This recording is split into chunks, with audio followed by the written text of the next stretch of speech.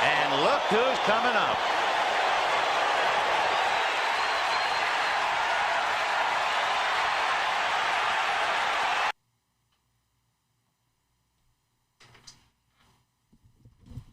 Good afternoon, everybody. Welcome, fantasy sports fans. Just getting one thing set up, and we are good to go. My name is Dean Millard. Welcome to the Marsh, just outside of Edmonton.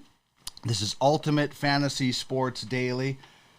Just had to take care of something before we got on the air, and apologize for being a couple of minutes late. And okay, let's get things going with the program. My name is Dean Millard with Ultimate Franchise Fantasy Sports. It is wonderful to have you aboard on the program today. We got this show off the ground last Monday, and it's really been a lot of fun chatting with everybody in the Twitch message boards, getting some terrific guests on, and we have more plans for that. So really appreciate the support as of late from the UFFS family and fantasy guys and gals all around. Really, really appreciate it. So thank you very much for joining me in this show the last couple of days. And let's tell you what we have on the go for today. We're going to have a fun show today because two great guests will be joining me. Sho Alli is the head of basketball. He's also done a terrific job with baseball at UFFS. He is also a member of the Blue Jays broadcast on the Fan 590. So we're going to chat with him about some of the offseason moves in the National Basketball Association, what's going on with the Ultimate Fantasy Women's Basketball Association. They're in the playoffs right now, and what it's like on the stretch drive for the Blue Jays on the broadcast compared to last year. Jamie Thomas is the head of football scouting for UFFS.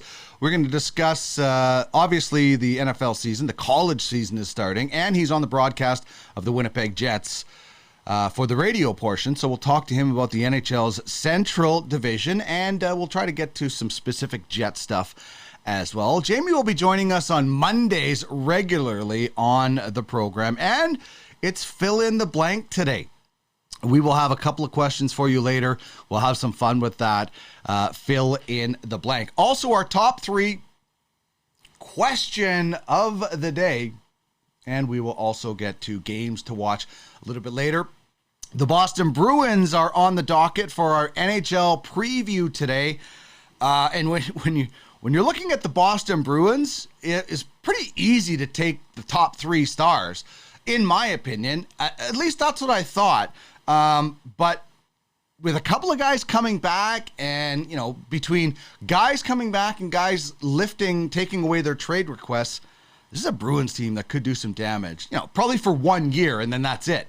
But we'll take a look at the Boston Bruins in our NHL team-by-team preview. If you're joining us, of course, on Twitch, watching this live, please say hello in the chat room. Would love to know who's watching and where you're watching from. Of course, if you missed it live, 4 to 6 Eastern, Monday to Friday, you can catch the show in replay on YouTube and in podcast form. If you're just looking for audio, just search for Ultimate Fantasy Sports Network on YouTube and wherever you find your favorite podcasts. Okay, so our question of the day today is an NFL-style question.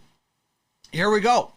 Will Lamar Jackson play in Baltimore or elsewhere next year? Would love to have everybody chime in on this one today. Will Lamar Jackson play in Baltimore next year? Or is he going to be like, no, I said contract negotiations before the season or nothing? This is an interesting tweet the other day. Some fan tweeted that the Ravens haven't offered or should offer him $250 million guaranteed. Another person says he would offer that already. Lamar Jackson himself chiming in on Twitter. You want the answer? Go straight to the source. And what does he say? No, they didn't. the start of the season is right away. And the fact that Lamar Jackson has not signed, that tells me he's going to play elsewhere next year. I don't know. What do you guys think? Hit me up on Twitter if you'd like, at Duck Millard. You can also reach us here at UFS Network, at UFF Sports on Twitter. You can get us at UFF Sports Official on Instagram. The website is UFFsports.com. And feel free to send an email if you'd like more information, info@UFFsports.com. All right, as mentioned, our question of the day is about Lamar Jackson and where he may or may not play next year. You can chime in on the Twitch message board. You can also reach me at Duck Millard on the Twitter machine. You can also find UFFsports.com for all your website needs, and you can check out our logo bracket challenge. This is actually really cool. We have the logo. Oh, let me get that name bar off there. We have the logo bracket challenge going on. You just have to go to uffsports.com/bracket challenge, and the final four are there. You got the Warriors against the Stingrays. Warriors are a football team. And then you have the Sparrows versus the Black Bears. Sparrows are a basketball team. Black Bears are a baseball team. Just amazing logos throughout this league. So head to uffsports.com/bracket challenge, and you can find out all the stuff that you can get just for entering and having some fun. So check that out right now at uffsports.com. Okay, our top three today is also an NFL-related question. And how can we ignore the NFL when it is right around the corner? Your question, or your top three topic today, is NFL cuts to watch. We talked yesterday about, NFL cuts and where these guys may or may not end up. And so we talked about Alex Leatherhead yesterday. He's already been picked up. That's how fast it happens. The Raiders cut him, and he was already snagged. So for me, I'm looking at Duke Johnson as a guy to watch. This guy is a pass-catching machine out of the backfield. He was cut by the Buffalo Bills. And, honestly, I almost drafted Duke Johnson on Monday night. And if I had have, I wouldn't be dropping him right now. I'd be like, okay, that's okay. Maybe he catches on somewhere. He's terrific out of the backfield. So I would definitely, and I will be, keeping an eye on where Duke Johnson ends up. He's not getting any younger, but I still think that Duke Johnson can be and will be an effective player for some NFL team and a fantasy franchise as well. So Duke Johnson is one guy I'm going with. Marlon Mack, another running back from the Colts. And listen, running backs are, maybe I should fix that shot. Running backs are always going to be in demand.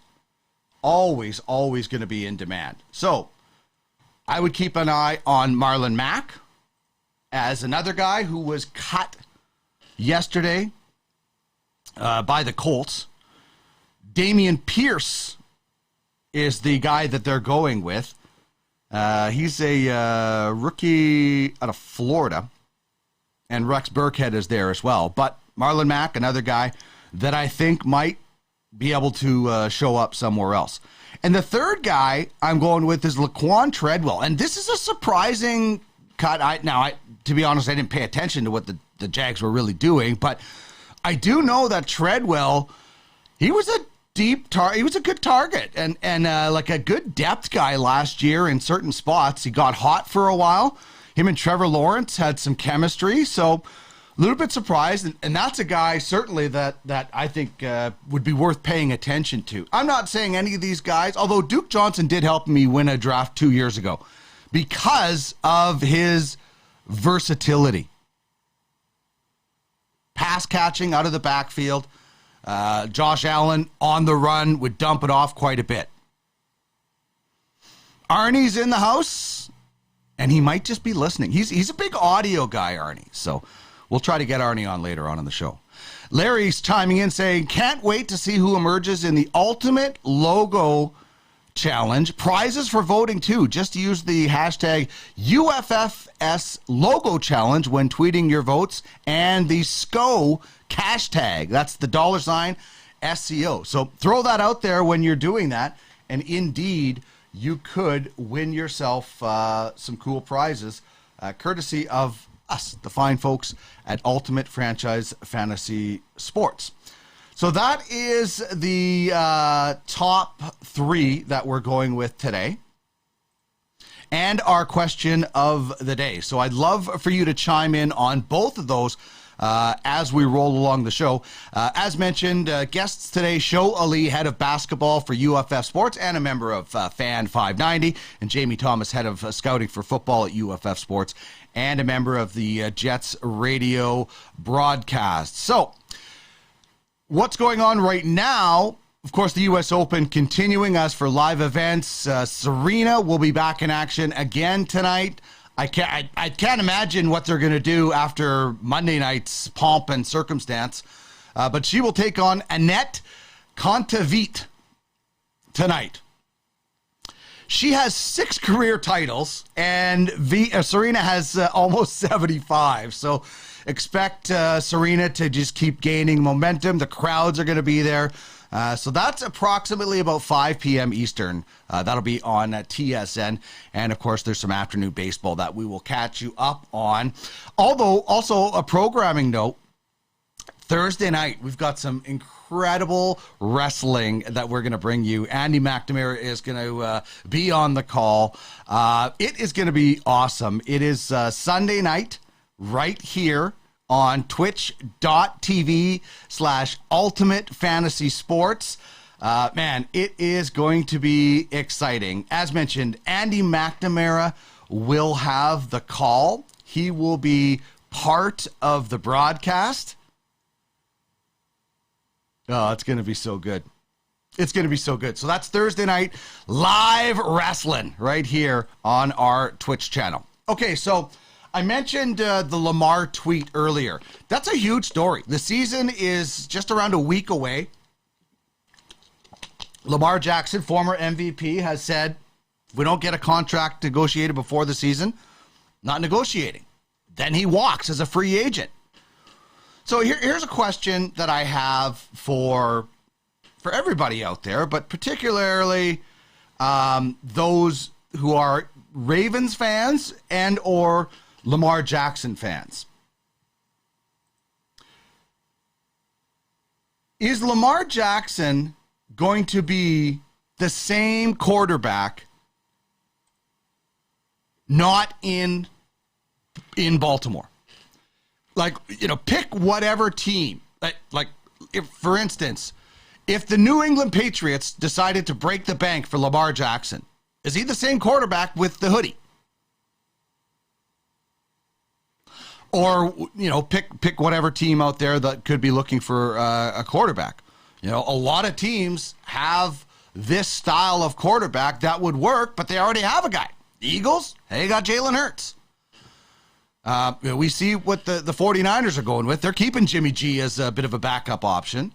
But what do you think, first of all, do you think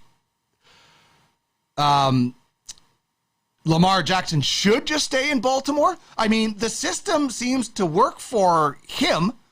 Everybody talks about the lack of receivers, but he runs the ball so much.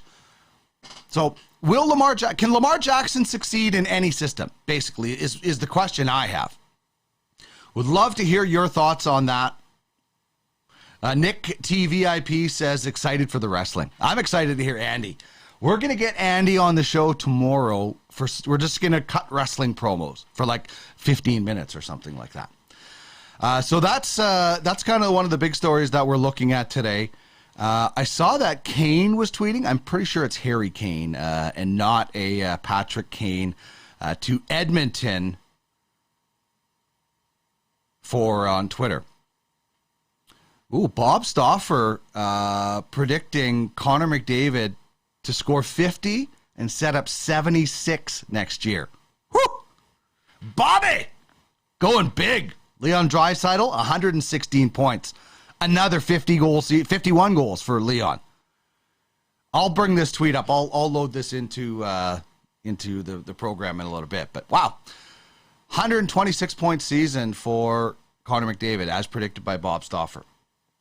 So we're talking about Lamar Jackson. Also, this is so awesome. Brian Robinson shot in a carjacking the other day on the Commanders roster. That's a great story. Looks like he's going to try to get back this season. He's a pretty key guy. He won it was turning out to be a pretty key guy as he won the running back spot for the Commanders. And I mentioned earlier, Jimmy G is staying in San Francisco. They bring him back on a contract. We talked to Andy McNamara the other day about this very scenario and the 49ers going away from Jimmy G. And he said, I'm downgrading all of my 49ers because at least you knew what you had in Jimmy G. So Kyle Shanahan's like, I can't quit Jimmy G. I need my Jimmy G. Come on back. We'll do something. We'll work it out. And at some point, Jimmy G's going to do something important for the 49ers this year. It's going to happen. I'm not saying he's going to be the starting quarterback, but at some point he will do something important in a good way for the 49ers this season. All right, we are going to duck out for a quick break. We'll get Sho all lined up to join us on the program. We're going to talk hoops, talk a little baseball as well. This is Ultimate Fantasy Sports Daily on your Ultimate Fantasy Sports Twitch channel. Twitch.tv/Ultimate Fantasy Sports. We're back in just a minute or so.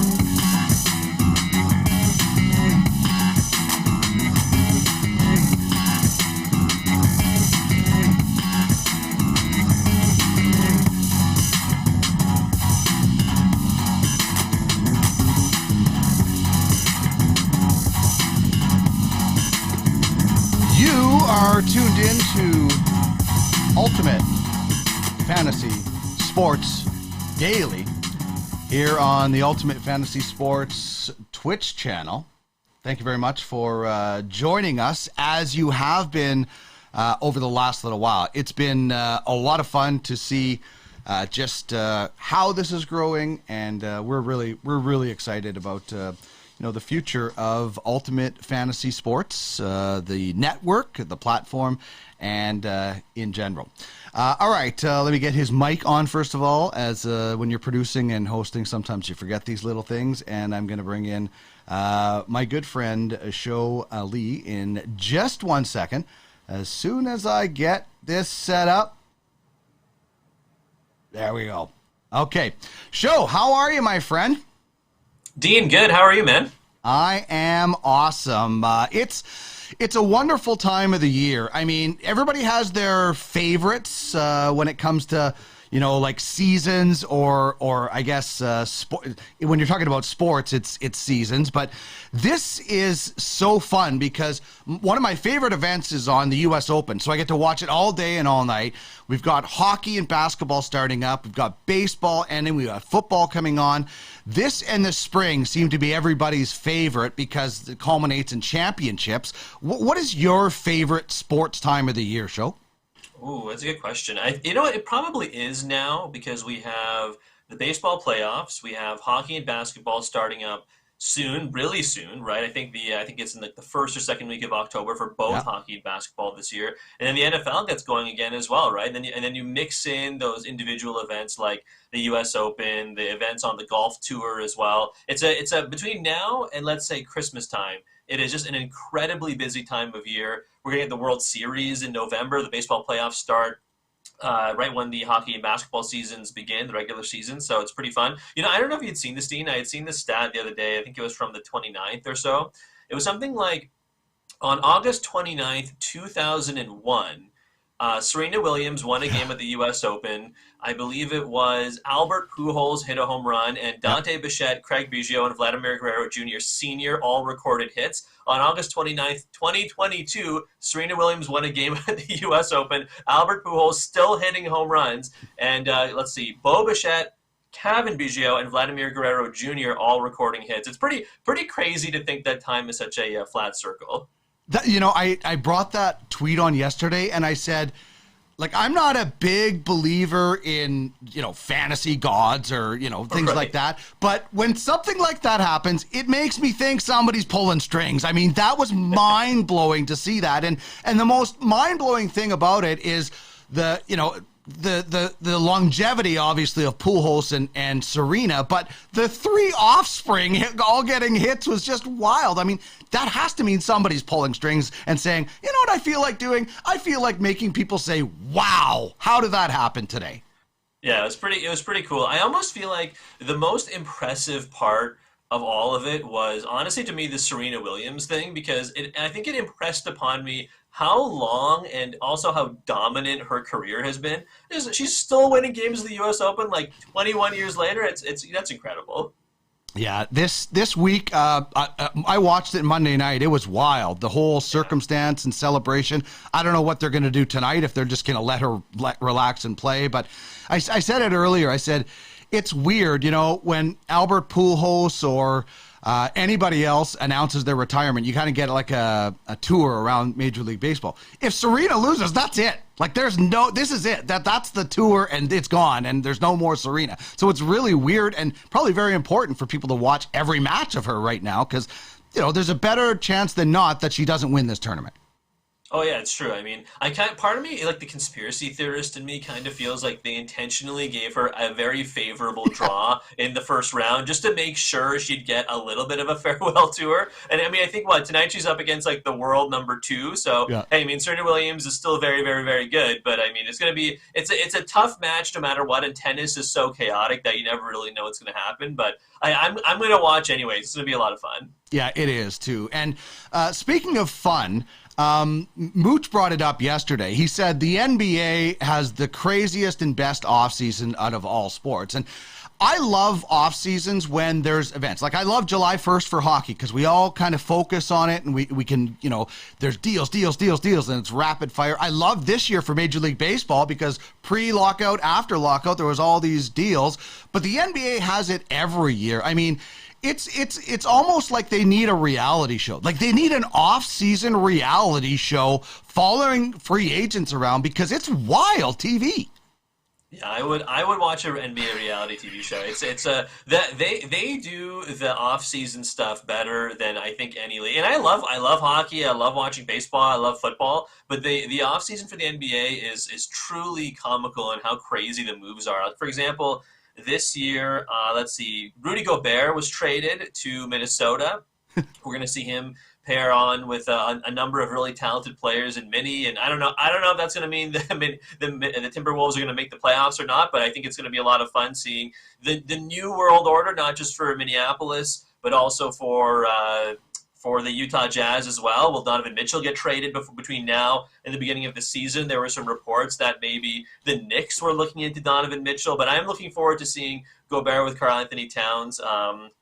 DeJounte Murray also got traded from the San Antonio Spurs. I think he's going to be a free agent after not this season, but I think the following season. So that's going to be a lot of fun to see him paired with Trae Young, and then Kevin Huerter obviously traded from the Hawks to, I believe it was the Sacramento Kings. So Huerter was always a really fun player to watch. I'm not a fan of any player really going to the Kings because they're kind of like it would be nice to see them as good as they were when like Mike Bibby played for them, but maybe this is the beginning of that, but past results will not necessarily the indicator of future success for the Kings specifically.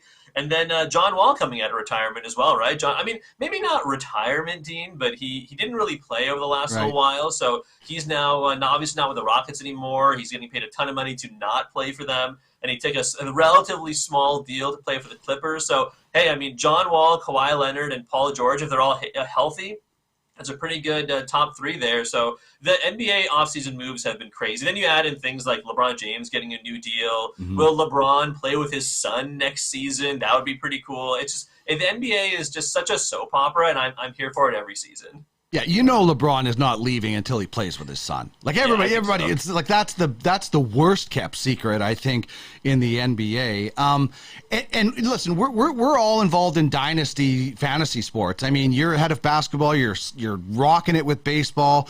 I'm in dynasty hockey leagues. In the NBA, that must be like there's so much movement. Like I consider it, like I call it a transient league because guys are all over the place.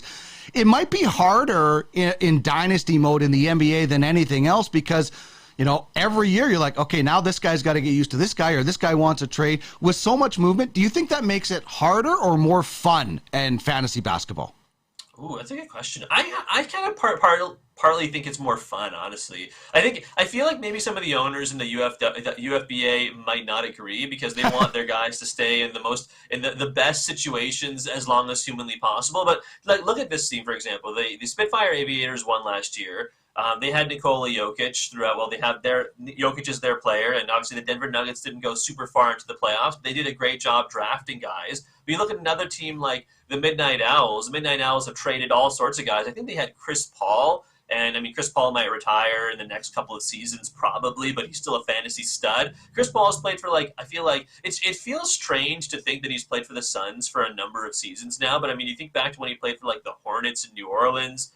He almost played for the Lakers, played for the Rockets, right? The Midnight Owls also have Giannis. They have guys like OG Anunoby. I believe they have DeJounte Murray, who's one of those guys we were talking about earlier. So I think fantasy basketball can, with all the trades, can be a little more chaotic and more fun. And I think that's part of the appeal, personally, because the NBA just moves so many guys on a daily basis. And then also the rookies, right? There's so many rookies that come in. And I would still say the top, maybe the top 8 to 10 rookies are the biggest difference makers. But, I mean, look at the sharpshooters this year. They acquired Chet Holmgren, and Holmgren's out for the entire season. He's not going to play until next season at this point, right? So it's pretty. It's you never really know what's going to happen in the NBA. So I'm really looking forward to the season tipping off in October.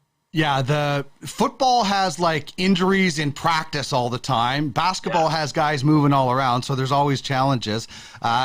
Mooch is really happy. He says, Sho, really happy on the chat. He says, I wanted Walker Kessler. Damn, Hustlers took him in front of me. He will replace Gobert. And then Mooch says, I blew it at the end of the year. What a choke. Can you elaborate on that? Mooch's team, the Skyhooks, were one of the absolutely. I want to say from the beginning of the season all the way to the final day of the regular season, were maybe, I think at worst, maybe a top 3 team, right? Like, not just in their conference, like in the entire league, in the entire UFBA, they're one of the best teams all season long. I think I would hesitate to call it a choke, only because for the Skyhooks, what ended up happening was they built their team largely around rookies. LeBron was on that team as well. There are a couple other guys as well, but those rookies were on teams that either didn't go very far in the NBA playoffs or didn't make the playoffs altogether. So the Skyhooks basically, you know how they do it with UFF Sports, we basically, when the actual real-life playoffs hit, you have to draft teams from playoff run teams in the actual NBA, for example, and you keep your own players who are in the playoffs as well. So Mooch's team they were built for the regular season, but they unfortunately didn't have a lot of players that actually went far or made the playoffs at all. So he had to draft from the available pool of players, and he did a decent job, but that kind of thing is an uphill battle when you essentially have to remake, like, I don't know, like 75% or 80% of your roster for the playoffs, essentially. Yeah, and for people that don't know, our leagues in UFFS try to mirror the real life. So we have a regular season, then a playoff draft, and you go in. So it is right till the end of the season. And for teams that don't make the playoffs, there's a leasing system. It's incredible, and I highly recommend people checking out UFFsports.com if they're interested. I believe there might be a basketball team for sale right now. So if people are interested, they can certainly reach out to Sho and get some information. If you want to feel like you're actually owning and running an actual team, it's great. The other thing that's going on right now is the WNBA playoffs and our UFWBA playoffs, mirroring that as well. I think Mooch's team is called the Skunks, and he said they literally did stink this year. So how are you enjoying watching the WNBA and the UFBA playoffs? You know, I gotta say, Dean, I have never been, prior to maybe last season's playoffs, I never actually sat down and watched a ton of WNBA from beginning to end. If it's on TV, I'll for sure watch. I'm all in on the WNBA, like, especially because there haven't been a ton of NBA news in the last, let's say, like the last 3 weeks or so. It's been a lot of fun to actually watch the WNBA playoffs and watch the UFWA playoffs. So we're actually into the second round of the UFWBA playoffs. So we got the top 2 seeded teams, the Aurora, we're the number 1 overall seed, the Bull City Blazers, who are owned by a former WNBA player themselves, Sylvia Crawley, which is really cool. Sylvia's pretty hands-on. So the Aurora Blazers 1 and 2. The 3rd seeded team, the Diamond Arrows, which are owned by Frank, who also owns the Underdogs in the UFBA as well. Frank did a great job jamming that team this year. And Sparrows, which are owned by one of our UFBA scouts, are the 4 seeded team. So the Aurora taking on the Sparrows and the Blazers taking on the Diamond Arrows, which is pretty cool. I have to say, the Candace Parker plays for the Sparrows, and Candace Parker in real life plays for the Sky. And she put in an absolutely monster game. I feel like people who are NBA fans, who are maybe not UFBA fans, or WNBA fans, might recognize Candace Parker from inside the NBA with like Shaquille O'Neal and EJ and those guys. She often fills in on those panels sometimes, and she's really, really good. She's also a very, very good basketball player. I think it's something like in the second round, Dean, the first game of the second round, she put up, I think, 19 points, 18 rebounds, I think 5 assists, 4 steals, and 6 blocks. Like, it was something like that translated to something like 70 or 71 fantasy points in one game. Like, that is truly absurd. And then the Arrows and the Skunks, or pardon me, the Arrows and the Blazers really going back and forth. They have lots of players from the same team, so it's really interesting to see if, like, one player puts up a good night in game 1. Will that affect player X on their own team? You know what I mean? It's actually pretty cool. So right now they're only separated by like 5 or 6 points, and game 2 for both all 4 teams are later tonight. So that'll be a lot of fun to watch. Good TV night for sure. WNBA playoffs, U.S. Open, some great battles in Major League Baseball for playoff spots. So it's a really awesome time of the year. I mentioned the NBA is a transient league. I also think the NBA has the greatest personalities. I mean, listen, I've covered enough hockey to tell you hockey players are boring. Like, they are boring. And sometimes I complain or we complain about, is Kevin Durant doing this or whatever is going, but it's personality. And with personality comes drama, because you don't get personality without egos, and it's healthy to have an ego. So I think the NFL or the NBA is 1, NFL 2, baseball 3, and then hockey is like so far behind these guys. There's the odd guy with personality, but like 90% of the guys in the NBA have personality, whereas 10% in the NHL. You're around baseball players a little bit too. What do you think about is the NBA clearly have the best personalities in sport? That's a good question. I think yes. I would say yes, and I think you're absolutely spot on about the hockey stuff, Dean. It's funny. I live in Toronto, so I've spent a lot of time in my media career around the Toronto Maple Leafs, and especially in the last, even if we just limit it to the last 3 years or so, and you look at John Tavares. John Tavares, one of the nicest guys you'll ever meet, ever. Super nice guy, very polite, always gives some good sound bites when he talks about hockey and his teammates and so on. But at the same time, it's he's not the most exciting personality, and I dare say that's the case for all hockey players. Apart from I don't know, Brad Marchand or something like that. I feel like most hockey players are not super exciting. It's true, though. In the NBA, there's always some kind of crazy thing they're saying. I remember when Kyle Lowry still played for the Raptors. We'd go into the locker room to talk to some of these guys afterwards, and he would always have something. I almost felt like intentionally inflammatory to say. And I mean, it wouldn't be mean by any means, but he always was kind of with some real kind of little nitpicks here and there at some of the members of the media, just to kind of get them a little bit, tweak them a little bit. And I think people can't seem to really enjoy it. I think that's a big part of the NBA for everyone. You talk about Kevin Durant. I'm sure he has dozens of burner accounts, as we have now learned, on Twitter. And this guy, if you tweet at him, he will probably reply. He replies to everyone about anything. And honestly, I think it's kind of cool that he does that, because you can get some unique insight that way. Baseball players, I have been around the Blue Jays pretty frequently this season, and I will say Vladimir Guerrero Jr., Bo Bichette, Lourdes Gurriel Jr., Teoscar Hernandez, they're all guys who will go out of their way to talk to you. I've been around some of the other AL East opponents when they're in town sometimes as well, like Xander Bogaerts, Rafael Devers, the Aaron Judge, Stanton. They're all, honestly, to a person, they're all very friendly. I will say on Aaron Judge, having spoken to him a couple times, Judge is the most buttoned-up guy in the world. For a guy who is as talented as he is, he's like the Mike Trout of the East. Mike Trout is he's kind of a little boring. Aaron Judge, for as good as he is, kind of boring, in terms of speaking to him one-on-one, even though he could not be a nicer guy, which kind of gets me a little bit as someone who grew up a Blue Jays fan. It's oh man, I would love to hate Aaron Judge more, but honestly, I can't. He's honestly too nice. So a lot of the baseball players are like that, but yeah, basketball personality-wise is really high up there. Yeah, you want the Yankees to be like the Yankees from Major League, where they're cocky, they throw at their own kid, they lead the league in nose hairs, and then here's Aaron Judge, is really nice guy. And listen, you don't have to tell me about that type of person. I'm in Edmonton. You think Connor McDavid is a great interview? He's the greatest player in the game, but his interviews are below their ECHL level. They're just terrible. So, but he's programmed. He's programmed that way. He was programmed to not give a lot of attention away. I actually spoke a couple of days, I think it was maybe a week ago, right? I spoke to Connor Bedard. He called into the station, and we were chatting with him. The interview was online.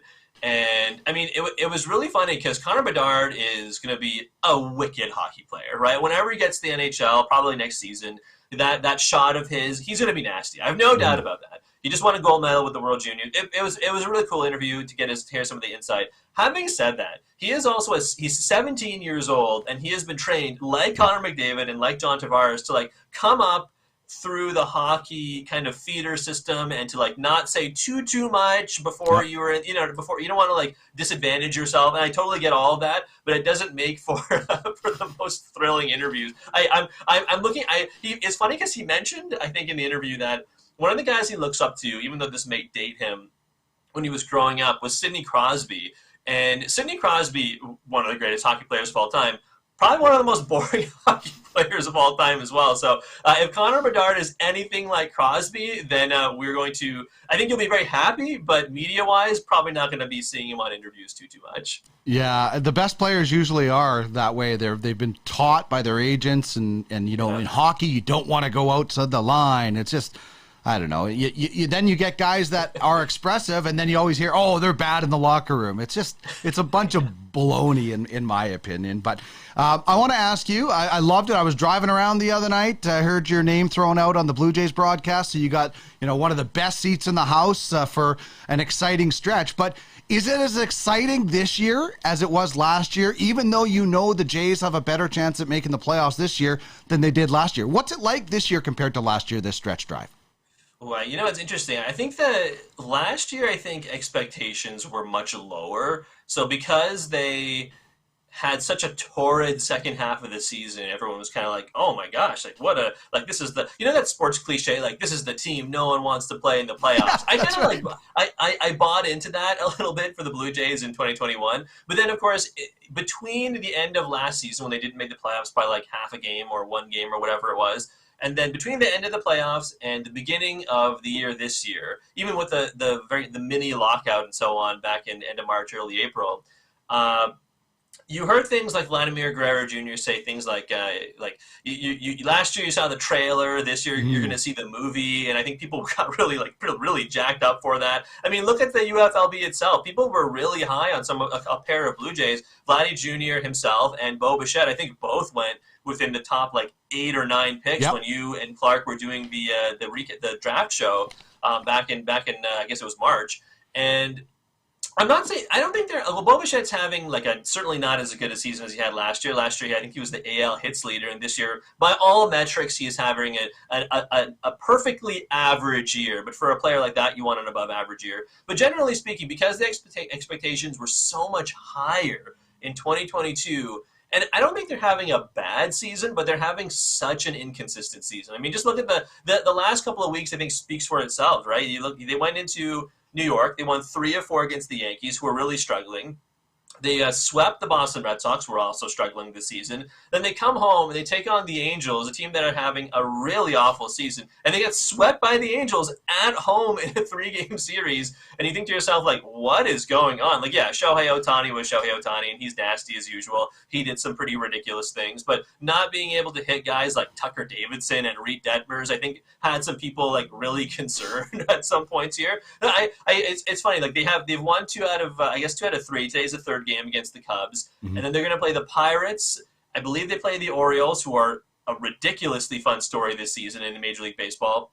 And then they play the Rangers. The way this team is going, I don't think anyone would be surprised if they swept the Pirates, took 2 out of 3 from the Orioles, and then got swept by the Rangers in Texas next weekend. They're a little inconsistent. I still think there is room for improvement, but I mean, it's getting late early, right? It's September tomorrow. The playoffs start in 5 or 6 weeks. They have to pull it together if they want to make a push for one of those wildcard spots. Yeah, and Baltimore, you mentioned that. Isn't that the most wildest story? And they're calling up Gunnar Henderson, maybe one of the top prospects in baseball. So this is what we expected. We expected Baltimore to be calling up Gunnar Henderson, but not for a playoff drive or stretch drive. And who knows if they can hold off and stay in that contention, in that race. But what an amazing, unexpected story. Oh, yeah, Gunnar Henderson, I think he is going to be so much fun to watch. They already called up Adley Rutschman this season. I mean, I can't believe the Orioles are as good as they are. I mean, not ever, certainly, but just ahead of schedule, it feels like, right? I think if you had picked the Orioles as your, dark horse playoff candidate for 2023, given the improvements you were hoping to see from guys like Ryan Mountcastle, Cedric Mullins, obviously, is one of the better outfielders there is. You expect to see some jumps year over year from most guys, but they took some massive leaps. They are a lot.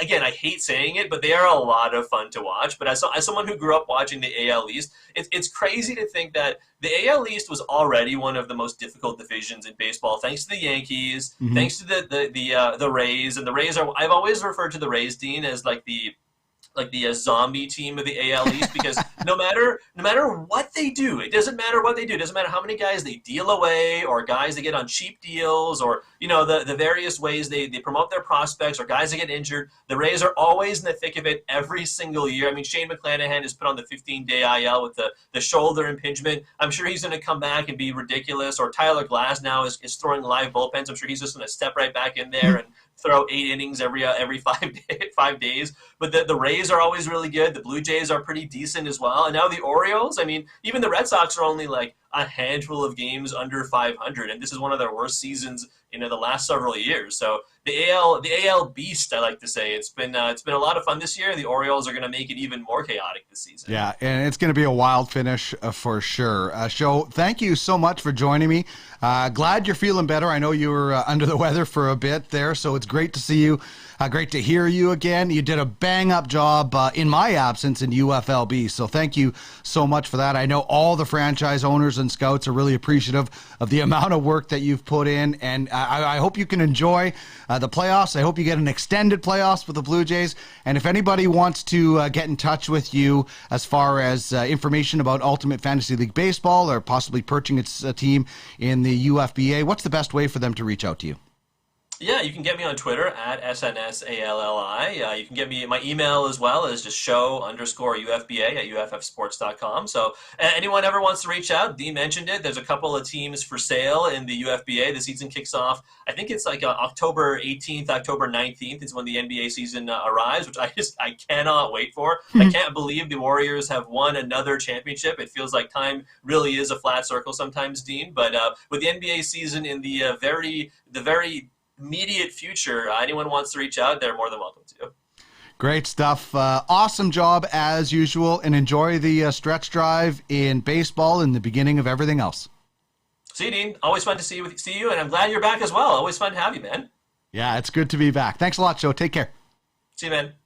There's Sho Alli, who is the head of basketball, saved baseball, literally stepped in and saved baseball when I had my health issue. So love chatting with him. And Mooch has chimed in. So this is Mooch's roster. He said the skunk stunk. He's got Cade, Mobley, Giddy, Barnes, Green, Keegan.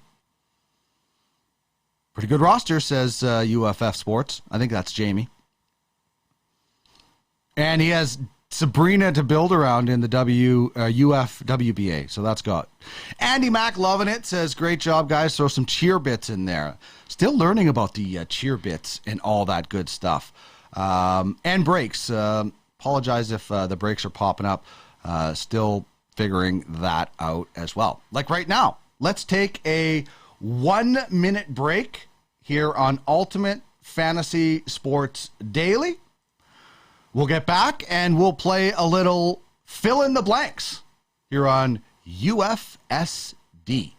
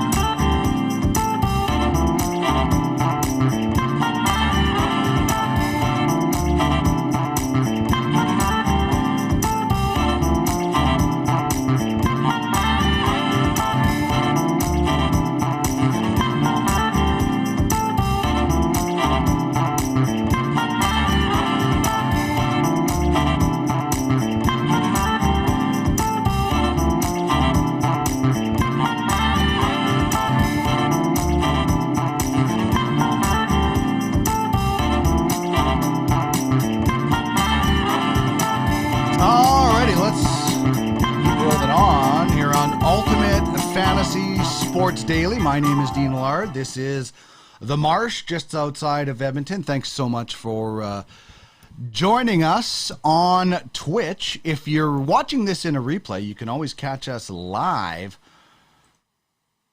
right here on twitch.tv/Ultimate Fantasy Sports. My name is Dean Millard. Thank you very much for tuning in. We just heard from Sho Alli. If you did miss that, catch it on the replay on our YouTube channel or in audio format we put out later on today. Great conversation about the NBA, the WNBA, fantasy sports, how it works with our league. And he's got a great seat for the Blue Jays because he's on the broadcast. So host and producer at Fan 590. All right, right now we're going to play a little something called Fill in the Blank. And I would love for everybody out there watching to join in on this fun little game that we'll play. So our first fill in the blank, we're going to do two of them today, is this. Blank is a candidate for a breakout season in fantasy hockey. Who do you think is a candidate for a breakout season in the National Hockey League? I did throw down some players there on, if you're watching. You got Swayman in Boston. Spencer Knight, is he going to wrestle the crease away from goalie Bob in Florida? Mason Raymond. What about Caulfield or Cole Perfetti? Or maybe there's somebody I don't have on the list. So hit me up in the Twitter chat room and tell me who you think is a candidate for a breakout season this year in the National Hockey League when it comes to fantasy hockey. I mean, I'm looking at that, and we're going to preview the Bruins later. I would be just maybe drafting all Bruins if you're going in a draft this year. They're all so excited that Bruce Cassidy isn't there, they might go crazy. So I'd love to hear from everybody out there. Who do you think is a candidate for a breakout season in the National Hockey League this year? You can hit me up on Twitter at Duck Millard. You can also get us at UFS Network on Twitter as well. Candidates for breakout seasons in the National Hockey League. You know what? Honestly, I think Swayman in Boston could, who knows? I don't know if he's going to win the Vezina, but he could lead the league in wins. I'm bullish on Boston this year. I think the Bruins, they got a lot going on. So if it's me, I'm going with the goalie. And I'm from the goalies union. I know that. I'd love to see Cole Perfetti have a breakout Calder candidate season. I think William Eklund of the San Jose Sharks, who spent 9 games in the NHL last year and then was sent back to Europe. I think he's a guy that's going to push for the Calder. We'll see.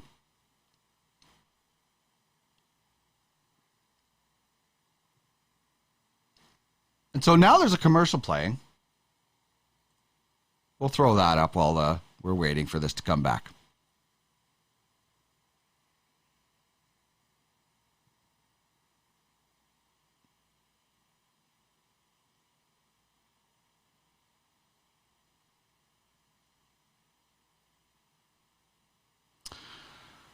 Okay, so we're talking about fantasy breakout candidates. This guy already broke out, and that's why he's getting paid. Tage Thompson, 7 years, $50 million for Tage Thompson. 30 goals, 38 assists last year for almost 70 points. Over 250 shots on goal. That is massive when it comes to fantasy. The Stallions, I'm guessing they're liking this contract. But Buffalo's kind of flown under the radar a little bit because after Eichel was traded, there was so much negativity there. I don't know what Buffalo is going to do with Jeff Skinner. That $9 million contract is killing it. Even though he did produce last year, it's still $9 million. Like, it's crazy too much, but who's going to take that? I guess maybe Arizona might take that contract and you might be able to get something, but Arizona's going to want something. And Buffalo needs that production. At some point, they're going to have to move or do something with that contract. But Tage Thompson, 70-point guy, 253 shots on goal. That is money in fantasy hockey. So, do you like this deal? Ian Constable, if you're listening out there of the Stallions, I think you're liking this deal. Goes well with your Jeff Skinner. I believe the Stallions still have Jeff Skinner. So the other question I have in fill in the blank, a little bit of a fun one, but if you don't blank, do you even fantasy? Now, we could have all kinds of fun with this one. My answer is, if you don't play in a daily league, do you even fantasy? Because weekly leagues suck. They're awful. Horror awful. So, if you don't play in a daily league, do you even fantasy? That's what I'm filling in the blank with. Would love to hear your thoughts on this one. Chime in on the message board right here on Twitch. If you don't blank, do you even fantasy?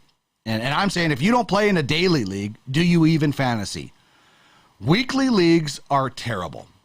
You set your lineup Monday, your guy gets hurt on Tuesday, and you're screwed. It's the worst. The worst. There's not a lot of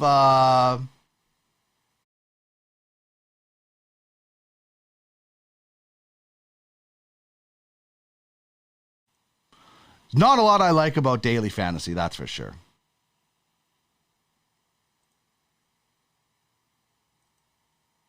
So if you don't play daily fantasy, do you even fantasy? That's what I'm filling in the blank with on that one.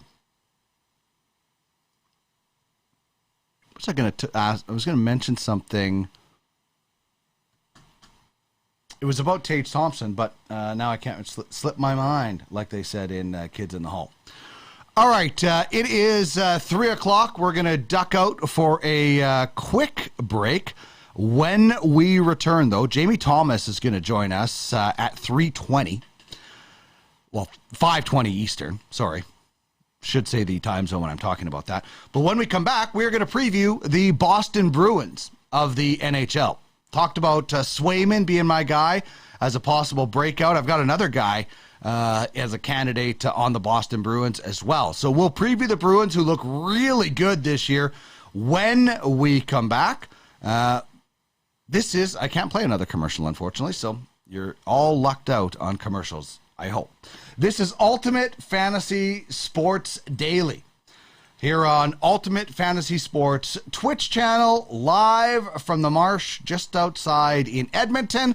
We're back in just about a minute.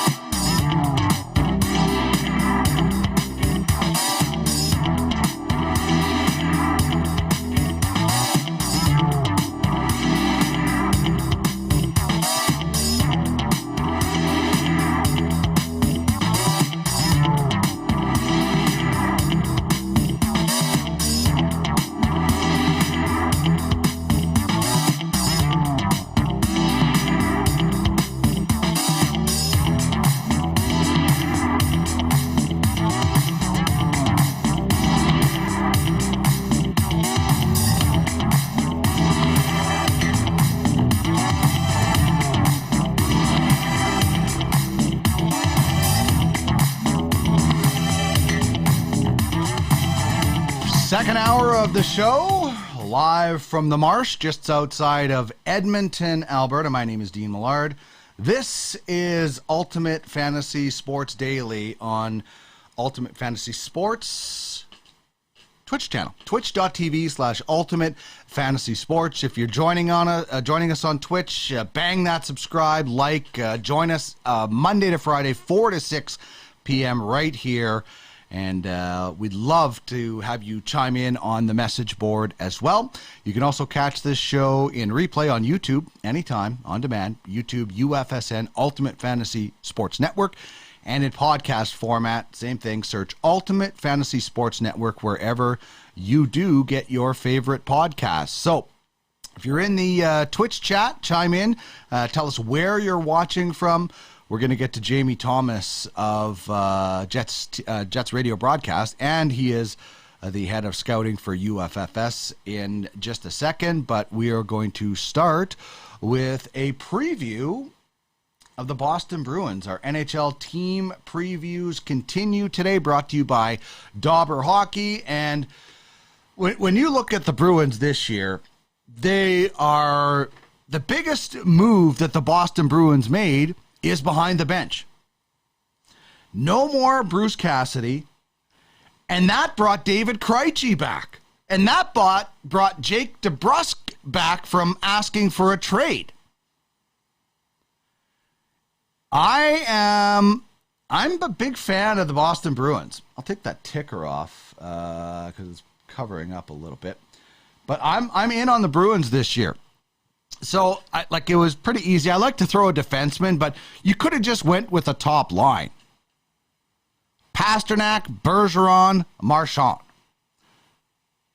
Interestingly enough, though, when you look at the Dauber Hockey guide, they've got Jake DeBrusk on the right wing with Bergeron and Marchand, and Pasternak with Krejci and Taylor Hall. Krejci and Taylor Hall, great chemistry. When Taylor Hall ended up in Boston. I like this team. I certainly think I would try Pasternak back with those guys, with Bergeron and Marchand. I don't know why you wouldn't. But that second line, soft match, maybe some power play time for a couple of those guys as well. And then that's a third line with some potential. Charlie Coyle, Pavel Zacha, Craig Smith. You got Nick Foligno as a veteran on the fourth line. Grzelcyk and McAvoy. Nice top pairing. Brandon Carlo, right? I'm really looking forward to seeing what Jacob Zaboral can do this year when healthy. He was out all of last year. And Jeremy Swayman. Maybe they're going to split Swayman and Allmark at the start, but I'm betting, and I would bet that by the end of the season, you're going to see Swayman as the number one guy, and he might have a chance at leading the NHL in wins this year. This is going to be a good Boston Bruins team. I like this lineup from Puckpedia. Bergeron, Marchand, Pasternak, DeBrusk, Krejci, Hall. That's a great top six. You want to flip guys around every once in a while, that's fine. That is a team that I think is a cup contender right now. I do. And the question mark is the breakout guy that I was talking about before in our fill in the blank. Top three fantasy stars, Marchand, Bergeron, and McAvoy, because I like to put a defenseman, but easily could have put that whole first line. The breakout player, I think, is going to be Jake DeBrusk. Asked for a trade, didn't get traded, coach is replaced. Jake DeBrusk is going to take off this year. And $4 million is a good second line. That's an incredibly effective second line. That's only $11 million. You got a Hart Trophy winner in there in Hall.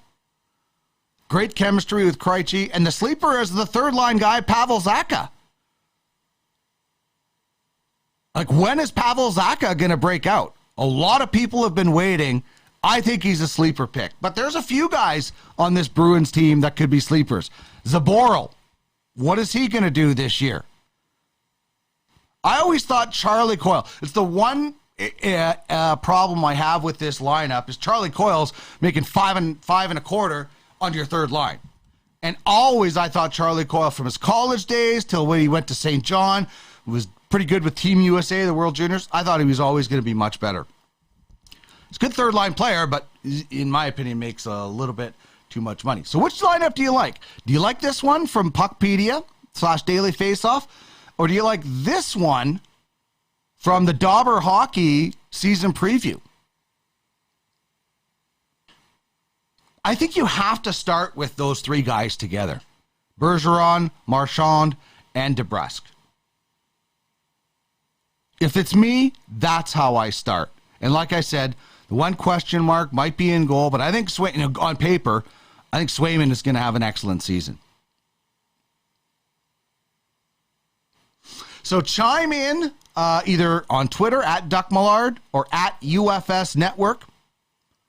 You can always get me there. You can also get us right on Twitch in the message board. So I mentioned this earlier. Bob Stauffer, who is the color analyst for the Edmonton Oilers, he put out his 2022-23 projections. I wish I could bring this up on Twitter, but I'm having some internet problems on my computer, so I can't, I don't think. But he's saying Connor McDavid, 50 goals, 76 assists. Over, under 125 points, Connor McDavid this year.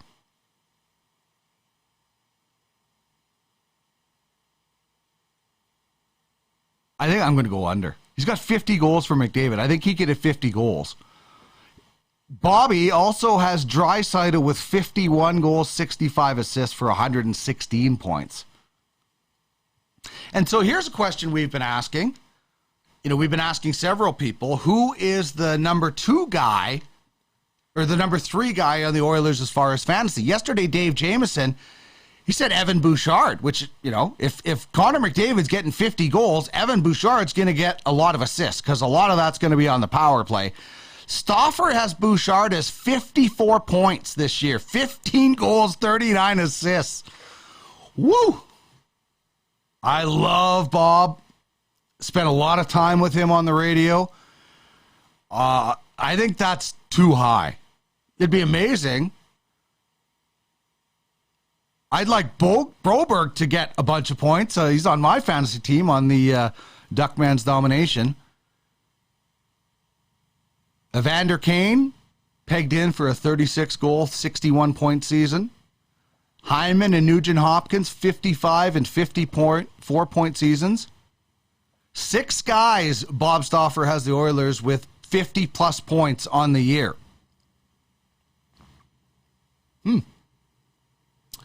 Very, very optimistic. Of course, I would, expect nothing less. Oh, by the way, Kent the Magic Man Nielsen was born on this day. One of 2 guys to play on both sides of the Battle of Alberta in the 80s. So, interesting projections from Bob Stauffer, who is the radio color analyst and appears on the television broadcast in the intermissions.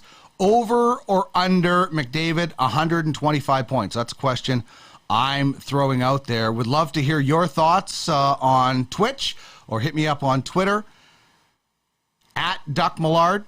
You can also get us at UFS Network. And I'm bullish on the Boston Bruins. As I mentioned, this is the fantasy preview brought to you by Dauber Hockey.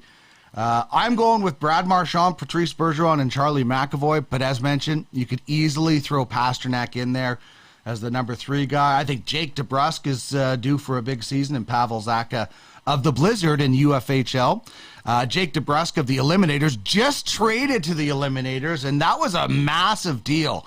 I mean, we talk a lot of fantasy in general here, but we also try to work in discussions about our most realistic fantasy leagues.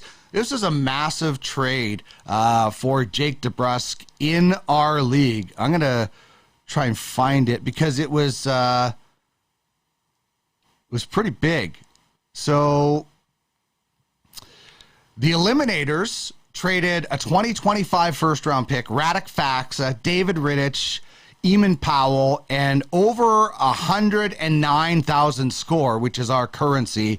They get Jake DeBrusk, Connor McKay, and Tristan Lennox, a goaltender. So the Eliminators really, and I think that was a really smart move. As I said, I think the Eliminators are going to love Jake DeBrusk's breakout season. The Crypto Knights, they've been loving Charlie McAvoy on the blue line because he's been consistent, and he's going to be another 50-point guy. Bergeron will deliver in multi-categories for Rock Republic, and it's so ironic. The West Coast Express loving Brad Marchand, the same Brad Marchand that taunted the Vancouver Canucks and beat them in the Stanley Cup Finals, and West Coast, they're big Canuck fans, but they're loving Marchand. I mean, if I'm looking at a fantasy MVP from the Bruins, it's Brad Marchand. He fills out every category. That's what you want in fantasy. And he's a steal. When you're in, and if you're in a contract cap space league, Brad Marchand, fantasy MVP for the Killer Bees. All righty. Jamie Thomas on the other side of this quick little break here on Ultimate Fantasy Sports Daily, here on the Ultimate Fantasy Sports Twitch channel. We will be right back. We'll talk a little fantasy football, a little hockey as well, and we'll see what else we can get into with JMO. You're watching twitch.tv/Ultimate Fantasy Sports. This is Ultimate Fantasy Sports Daily.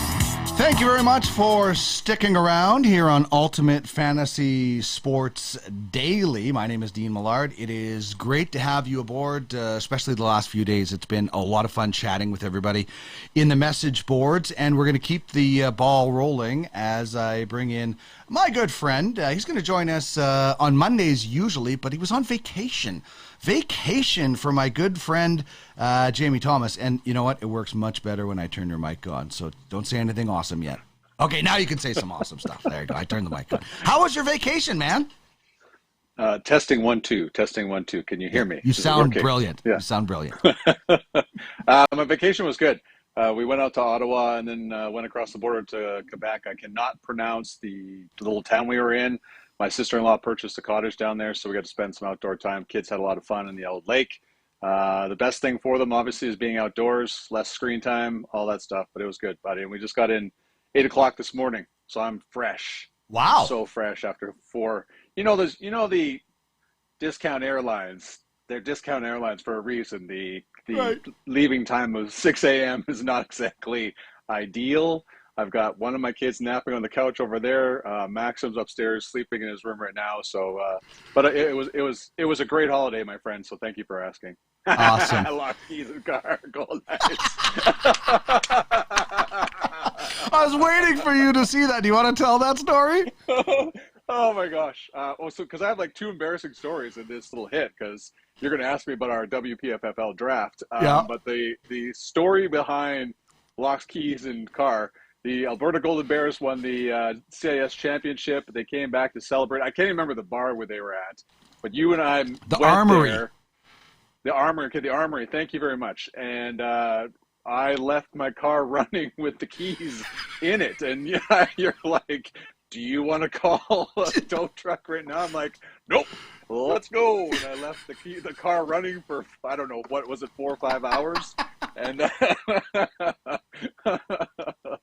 listen, there are a lot of, I share stories from our idiot days with my kids, and sometimes I regret telling them stories because you just see this look of like, God, Dad, you're an idiot. Yeah. And that's not really the thing you want. But, I want them to know that I'm sort of human and I make mistakes. But that was the thought process behind not waiting for a tow truck to come unlock your car and let's go have fun with the Alberta Golden Bears is something. I'm not proud of it, but it makes for a great story. Shame. Shame. Shame. That's what your kids are thinking when you're telling them that story. That's why I don't have kids, so that they can never get upset and shamed at the embarrassing things that I've done. Like, we need like 5 hours a day for these stuff that I've done. So tweezers, remember the tweezers when we lived together? Oh my God, I don't want to get into that. Okay, multiple alarm clocks. I can go on forever. Yeah, let's not get started about the alarm clocks, but. There was a draft that we had, and it was WPF. It was a bleep show, and I say bleep because... What are we? Werewolves, not swearwolves. We're werewolves, and we're not swearwolves, if you've ever watched What They Do in the Shadows. But what the heck happened in our draft? Like, I was sitting back laughing so hard because I didn't have a pick because I'm the defending champion who still hasn't picked up the trophy. But I didn't have a pick, and all these guys are losing their minds. Like, Jamie, where are you, Jamie? Like, just going nuts. I found it so funny because I was picking in the first round. Yeah, so with CBS Sportsline, we've had, and they're a fantastic platform. It's worth every penny because they keep all your history and so on and so forth. We've had some issues with the draft in years past, and I'm not blaming CBS because there's no way. It usually is user error, but they had an issue with our draft. We have 5 rounds, a free agent, because guys, when they sign contracts between 1 and 4 years, is kind of a keeper/dynasty league. When that contract's up, you go in the free agent draft. So it's very slim pickings after the first round. But the first round is based on playoffs, and then there's a lottery for the non-playoff teams. And then second round through 5th round is reverse order of finish. So CBS got confused on how that worked. They messed up the draft order, so I had to talk with their IT department. They are deadly efficient. But they turned off the so that we have position limits, restrictions, and that they turned it on, and when I had it, turned it off. So guys were unable to draft running backs because they had 5 running backs. They were unable to draft receivers because they had 8/wide receiver tight ends. So that's why people were freaking out. They're trying to draft Dak Prescott but he has 3 quarterbacks. But the embarrassing part of this whole story is I was in Ottawa, as I just let you know. It was 11 o'clock Eastern when we started our draft because I like to go with the guys that have kids. Their kids are in bed. 9 o'clock is a great time, mountain time, because most of our owners are in the mountain region. And I fell asleep, buddy. That's why I fell asleep. My wife woke me up at 11:05. She's like, "Aren't you supposed to be drafting right now?" I'm like, "Oh my gosh!" Then I woke up, and CBS's great ability is you back up the picks, but I had to back up 3 times until I finally figured out that the roster limits were on, and so that's why like every year with our draft, there's something wrong all the time. It goes without fail, and that one was 100% on the commissioner. For falling asleep when the draft should be going at that is so good. 11:05, and the draft started at 11 o'clock. I like the one guy's like, Jamie, where's Jamie? Jamie's not in Cliff's like, I don't even think he's in here. I'm like, yeah, Jamie's not here. I don't know where he's on vacation. And the funny thing is, he's the commissioner. Yeah, he's the commissioner. I set 2 alarms that night. I kept forgetting. I'm like, oh crap, I have this draft because it was so late. And I'm like, where is Jay? And then you showed up and it went off fine. But oh my God, I was laughing so hard. It was really, really quite funny. But I didn't have a high pick, so I wasn't affected. Yeah, congratulations on your championship, by the way. And you should pick up the trophy. Yeah, Cliff I should. He's had it for 2 years, and he still has it on his mantle, and that bothers me because Cliff is – anyone that's watched your shows, listened to your shows over the years, Cliff Harris is the fantasy devil, and there's nothing worse when he wins. So, and I love the guy to death. I have all kinds of time for him. But from a fantasy perspective, he just irks me. So the fact that he still has the trophy and you won it, and it's a Super Bowl replica. I know. It's a beautiful trophy. And it should be sitting in your house right now. So I really it should be on this set. It should be on this set. Yeah, and it will be because Cliff should deliver it to you because he should. He should. Theoretically, the team that finishes last in our league has to pay for the shipping of the trophy. But since you guys both live in Edmonton, Cliff should just drive the trophy to your house. He should. And like I just don't go to the city very often. We hitch up our horses like once a week and we take them into the city. Yeah. But we live outside of the city. It's hard to get there. It's really hard. So I don't know. We'll see. There's just not enough time. I know. Yeah, my car keeps running out of gas because I locked the keys in it. So, okay. So here's a question I have for you. This is our question of the day, and it's interesting. Lamar Jackson retweeted a fan. He's like KD. We were talking with Sho earlier about how Kevin Durant always like tweets back at people. Lamar Jackson tweeted back that the Ravens didn't offer him $250 million. So the question is, will Lamar Jackson be a Raven after this year? And if not, is he going to be as effective with any other team, or did they build a system around him in Baltimore? I think 100% the latter, Dean. This team is a run-first operation. They've tried to add to his playmakers. Lamar Jackson is representing himself, which on this his second contract, I believe, I feel is dangerous. And I understand that you don't want to pay the percentage to your agent and stuff like that, but this is probably your most important contract of your life, and you're representing yourself. So I think while it's great, and it's great for you and I to talk about him retweeting these comments made by a fan, I think emotion is playing a role in this too. And of course, the $240 million, it's sitting out there right now because it's Deshaun Watson, right? The Cleveland Browns are kind of, I'm sure they pissed off every other team in the NFL by putting this number out there. Now other quarterbacks are looking at it and going, okay, man, I'm worth more than, well, first off, I'm playing more games than Deshaun Watson this year, first off. And then you're unsure about his future. But really, this is kind of set a level where now all teams and fans are looking back going, okay, who's going to be the next $240 million, et cetera, kind of quarterback. It is insane. I think cooler heads are going to prevail here. Baltimore has found a way to be successful with Lamar Jackson despite all those criticisms. He's a receiver, et cetera, et cetera. He and there's the complaints about his accuracy. He still is, well, at least fantasy-wise, one of the most deadly quarterbacks out there, and he's a unicorn-type quarterback. I think Baltimore's and Lamar Jackson will have to get together here and figure it out. I know there's discussion he could be in Miami next year. Let's just stop that right now. He's a Baltimore Raven right now. They're going to figure this out. It might take more time because of the fact that Lamar Jackson is representing himself than if he had an agent. But I think that Lamar Jackson will be with the Baltimore Ravens in 2023. Okay, so you mentioned the Miami Dolphins and whether, well, Lamar Jackson's not there this year, but Tyreek Hill is. I'm really interested in your answer for this question because I have Tyreek Hill in our fantasy football league, a touchdown-only league. What are your expectations for Tyreek Hill in Miami with Tua and for the Chiefs without Tyreek Hill? Like, what do you think the drop-off will be for one team and the a bonus for the other? Well, first off, Miami hasn't a playmaker like this. And I mean, with all due respect to Jalen Waddle, and he had a great year last year, but they haven't had somebody like this in a very long time. And it's based on Tua Tagovailoa. You have to give him all the weapons to be successful. It's a great, I mean, we've already talked about I have issues for the amount of money they gave him, but he's a playmaker. And I think he is very much in the 90 reception, 1,100 yard, 10 touchdown range. That's totally doable for Tyreek Hill in this offense. Now it's all depending on pass protection that Tua gets, et cetera, et cetera. But I think it's a great addition for them. As for the Kansas City Chiefs, man, Andy Reid, and while he's a very dynamic player. You still have Patrick Mahomes. You still have Travis Kelce. Go down the list. Andy Reid will find a way to make sure that Patrick Mahomes can survive without Tyreek Hill. And, both teams are going to be beneficiaries of this.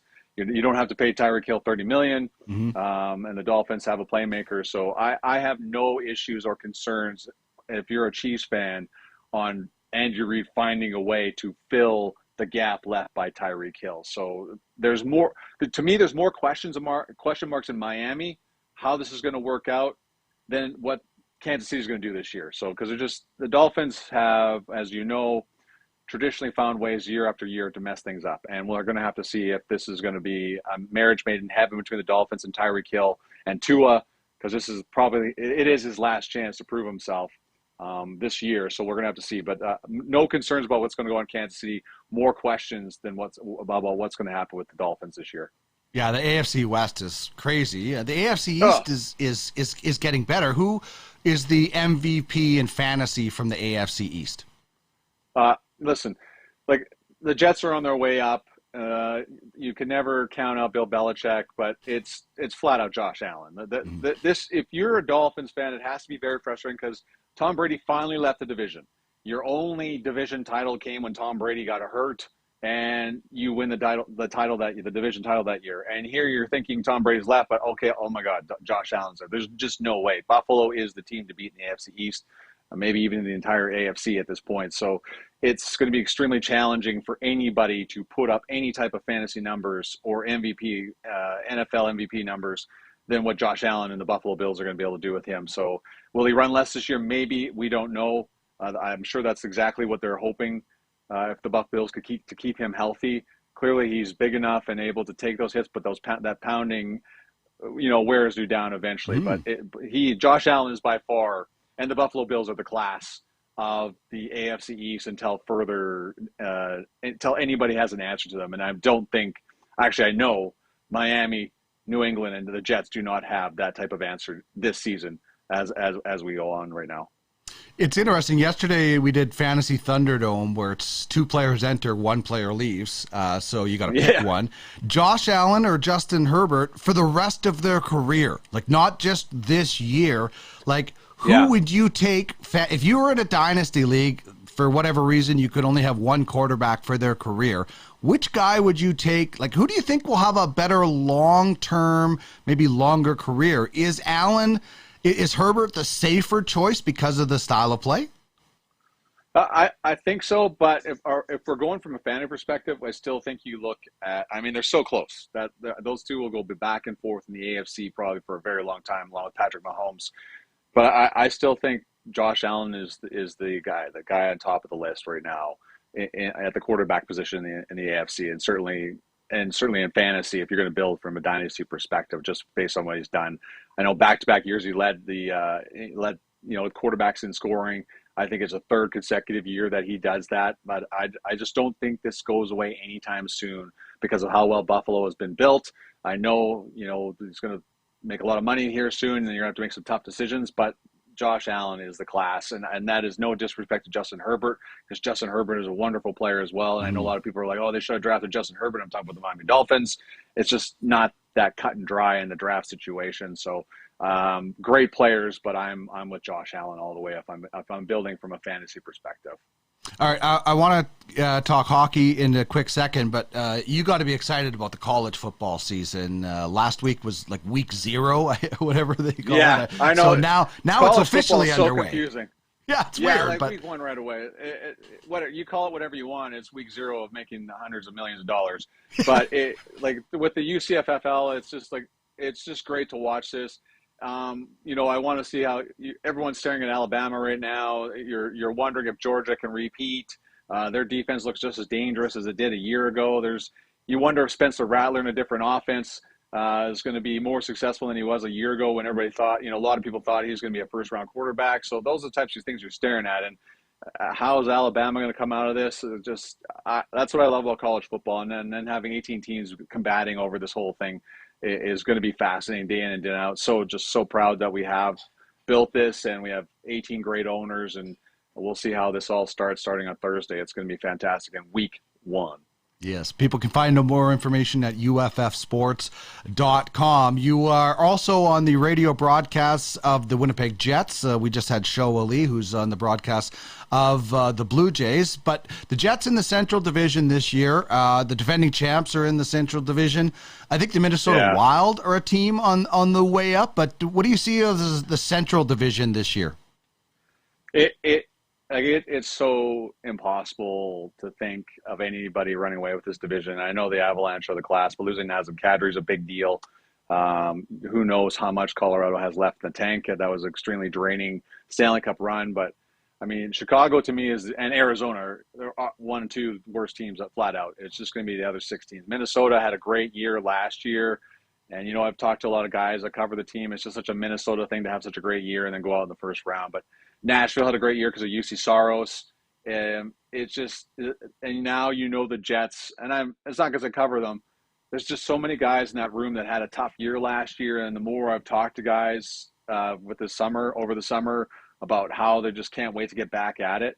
The Calgary Flames had such a brutal year. The year before this one, Daryl Sutter got him up to par here. Rick Bowness now with the architect of the Jets right now. But you can't tell me that Blake Wheeler's not going, I'll show you, after a year where a lot of people are get out of here, we're giving up on you kind of thing. And Mark Scheifele has so much to prove right now. Pierre-Luc Dubois, if whatever his future holds, Dino, is he trying to get out of Winnipeg? Is he, which I don't think he is, but he's got to prove something, right? The Jets control him over the next 2 years. If he wants that big dollars, you got to follow up this year with another great year.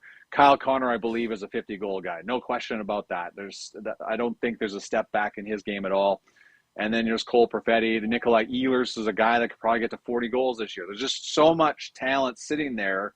And if you get a bounce back from Connor Hellebuck, it changes the whole narrative around this team. So you've consistently heard the chip on your shoulder thing when we hear from kids when they don't get drafted in the first round or teams pass them by. I really think this is a sour group of guys ready to prove that last year was such an aberration because of all the things that went against them a year ago. Well, you got a Vezina goaltender right there who could bounce back and change everything. But it's, we previewed the Boston Bruins today, and I kind of look at the Jets a little bit similar in that the fact that they get rid of Bruce Cassidy, and I'm not saying the Jets players hated Paul Maurice like the Bruins hated Bruce Cassidy, but you get rid of Cassidy, and Krejci comes back, and DeBrusk takes away his trade demand, and you got Bergeron back for another year. Like I just look at that Bruins team as like they're instant contenders because of how excited those guys are, and I'm not saying that's the same with the Jets, but there is a change in Winnipeg, and there is going to be a renewed sense of purpose for this hockey team. So I think the Jets are due for a bounce back year. I'm bullish on Boston this year, but I'm similar, maybe not as bullish on Winnipeg, but for similar reasons, I like the Jets. Yeah, a lot of questions with them too. And I don't, one of the things that we don't state enough is Paul Maurice stepping away in December. You can't tell me that didn't throw the players off. Like that came out of nowhere. And, Dave Lowry got put into a really tough position by having to become the head coach, right? And you're short a coach. with Paul Maurice stepping away, and it just kind of snowballed from there. And it took a lot of the players. You got Blake Wheeler's, said he'd go through a wall for Paul Maurice, and to have their head coach step away when things were kind of tough at that time. I'm sorry, any player, you hear from your coach, never give up. This is, we're always in the fight, that type of stuff, and then your coach leaves. That's the emotional part of that plays a role, and where the Jets issues they had a year ago. So now you got a fresh start with a good human being, and Rick Bowness is very good at getting the best out of a lot of people, and he's a great communicator. And when you have a mix of veterans and young players like the Jets do, you need that guy that is able to communicate what he wants, and what he's going to get from you is completely black and white about everything. This is how we're feeling. This is where I see you are. I see where you are. I think that's going to be a big difference for this hockey club this year. And again, going back to the complete disaster last year there's a lot of guys that are ready to get on the ice and prove that last year was just is out of the way. They don't want to talk about it anymore. Now you're into a new start here. Mooch, by the way, chiming in on the chat saying Jamie does an excellent job with scouting. So you really are knocking it out of the park in that regard. Okay, so the Jets roster, I imagine. One thing here, quick. Oh. Can I say something real quick? Yeah. I need to know Mooch's real name. So here's the thing, Mooch, I respect, buddy. You're one of the great guys on this platform. I had a buddy named Asparagus, and I never, people were like, what's Asparagus' real name? Because Asparagus was skinny and he had really spiky hair, looked like a piece of asparagus. My friends Des asked me, what's your friend's name? I'm like, I don't know, actually. I've never actually asked. It's Asparagus. And I know a bunch of the guys from your club. Like, you just introduced me as their nicknames, and I never went, what's their real name? That's the whole thing. So, Mooch, one of these days, we got to find out what Mooch's real name is. I don't want to know right now. Oh, I was just going to tell you. I was going to tell you what his real name is. There was an aura around the mystery of not. Do you want to know, or do you not want to know? You're really confusing me. I think I'm confusing myself. Let's just leave it a mystery right now. Yeah, just between us kids. Yeah, he just said his name in the chat, so don't blame me. You asked for it. Oh, okay. Now you found out. Now you're upset. It's like when I watched Slapshot 2. You blew it, Mooch. I wish I never would have watched Slapshot 2. Now you would have never known. I know. Yeah. You can't watch Slapshot 2. It ruins the whole franchise. Terrible. Anyway, carry on with your question. Cole Perfetti. Do you expect him to be in the Calder conversation with guys like William Eklund, maybe Mason Raymond in Detroit, et cetera? Yeah, I do. You know what? I think, he had an unfortunate injury last year and really missed out on an opportunity to close, because when Mark Scheifele went down with his injury, automatically Cole Perfetti is going to step in that center position. That's where the Jets want to see where he's going to fit in eventually. So he's going to be on the wing this year. But there's a guy that got a taste of the National Hockey League. He's one of those beneficiaries of the COVID rules where he was allowed to play in the American Hockey League instead of going back to Saginaw and playing in the Ontario Hockey League. And we're never knocking junior hockey, Dean. You and I love it as much as anybody. But Cole Perfetti belonged in professional hockey, and it was much better for his development to play for the Manitoba Moose. And that showed when he came up into the NHL. So I think there's a great opportunity. If he ends up in the top 6, we're going to be talking about Cole Perfetti as a Calder Trophy candidate, because that's just the type of ability that he has, and why the Jets were so thrilled to run up to the podium, whatever you want to call it, during the COVID drafts and call out his name, because for him to slip to number 10 was something they didn't think was going to happen, and we're going to see how this all works out. But Cole Perfetti's in line for an outstanding season that could be given to him coming out of training camp. Okay, this came on Twitter from our good friend, and we both love Bob Stauffer. We've both been on the air with him. His projected point totals for the Edmonton Oilers. I'm going to. Maybe I don't have it. Anyway, he's got McDavid. Optimistic Bob. Yeah, obviously Bob is going to be optimistic. Here, I'll find it. But he's got McDavid at 50 goals, 76 assists. So over under Connor McDavid, 125 points for you. I'm going to go over. I just think. Wow. I just think. There's that whole conversation about the Hart Trophy last year, and I asked around. I'm like, why is Connor McDavid just not slapped on the trophy every year? Yeah, I know. It doesn't make any sense to me, and I know there's almost that boredom thing or whatever. You just can't put him there. But I think Austin Matthews is a great player, dangerous as all hell. But I've seen Connor McDavid enough times where, and anybody that has watched him live, you're terrified whenever he touches the puck. There's a guy that could beat you one-on-one at any time. That Austin Matthews, great player, great goal scorer, sure, and he deserves the Hart Trophy, and he deserves to be in that conversation. But Connor McDavid is in a league of his own. There's nobody even close. I can't stand the conversation about who the best player in the NHL is. It's just Connor McDavid. So I don't think it stops at 126. I think we're talking bigger numbers as the years go by, as long as the Oilers keep giving him the players to work with like they have. And I just think eventually we're going to be talking 130, maybe possibly 140 before his, at the peak of his NHL career. Wow. And that seems almost unheard of compared to the era of, like 80 points was leading the NHL a few years ago. Yeah. He also has Draisaitl at 51 goals, 250-goal scorers for the Oilers. It's, I think that's possible. Bouchard at 54 points is a little too optimistic, but he is probably going to run that power play. So it's going to be interesting. I love the fact that there were so many 100-point guys last year. It's fun. It's like 80s light for us. Yeah, we were so spoiled the era you and I grew up in to watch those 8-6, 8-7 high event type games. But to have that come back last year and have a lot of 100-point scorers, possibly more 50-goal scorers, even talk about going into 60s, that's fantastic too. And the fact that you can't even to sit there and say and laugh that anybody that would say Draisaitl and McDavid can get 50 goals is ludicrous, man. And that is a possibility every season, and that's what makes the NHL the way it is right now. Sure, there's lots of complaints. We'd all like to see more aggression. We'd all like to see the teams hate each other. That's not there, but the skill is there, and lots of it year over year. And that's what a lot of criticisms are coming on the game of hockey, and have been for quite some time, but the entertainment value of the game right now is really hard to beat. The way the star players are right now, and all we have to get to right now is continue to drive how great these players are, get to know them a little bit better, and make sure the NHL capitalizes on the quality of players they have right now, because it's the best they've had ever. And that's going back to Gretzky and Lemieux. It's just there's no comparing the quality of players right now that go on the ice, because the fifth and sixth defensemen would kill in the 80s and 90s. It's not even close.